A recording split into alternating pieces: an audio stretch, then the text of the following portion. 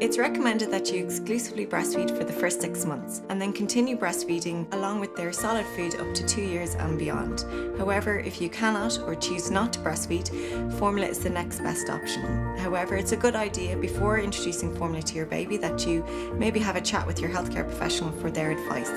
It's important that you follow the instructions on pack with regards to making up your bottle feed because it can vary, especially for more specialised formula.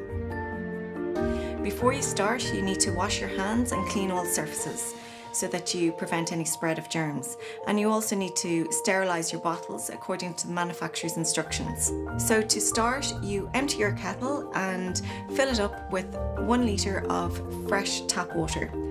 Once it's boiled, you need to wait 30 minutes because after 30 minutes, the temperature of the water will be at 70 degrees Celsius. At 70 degrees Celsius, the temperature is hot enough to kill any harmful bacteria or compounds in the powder, but not hot enough that it's going to affect any of the nutrients in the powder. So when your water is ready, you fill the bottle with the required amount of water. Today I'm going to make a 7-ounce bottle, so I'm going to fill it to the 7-ounce mark.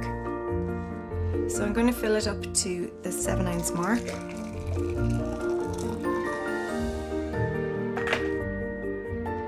You always use the scoop provided in your pack. There's a built-in leveler. If you don't have a built-in leveler in your pack, use a clean, dry knife to level off the scoop. Never heap or press extra powder into the scoop. You use 1 scoop per 1 fluid ounce or 30 ml of water. It's important that you add the correct number of scoops for the amount of water that you need. Adding too many or too less can affect the concentration of the feed and can be harmful for your baby. So I'm making a 7-ounce bottle, so I need 7 scoops of powder.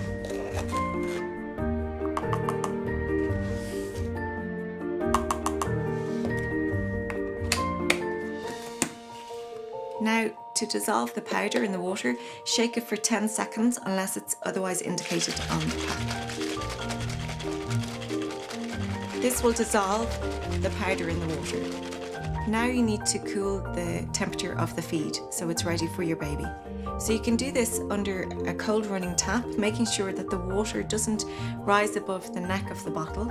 Otherwise, you can place it in a jug of cold water or a basin of cold water, again making sure that the level of the water does not rise above the neck of the bottle. Now you need to check the temperature of the feed to make sure it's ready to feed your baby. To do this, you just allow a couple of drops to fall on the inside of your wrist. It should feel comfortable. Do not heat feeds in a microwave because it can cause hot spots and this can cause scalding. After 2 hours, you need to discard any unfinished feed and wash the bottles and re-sterilise. While it's best to make each feed fresh as required, sometimes you may need to make a batch of bottles. And that's fine.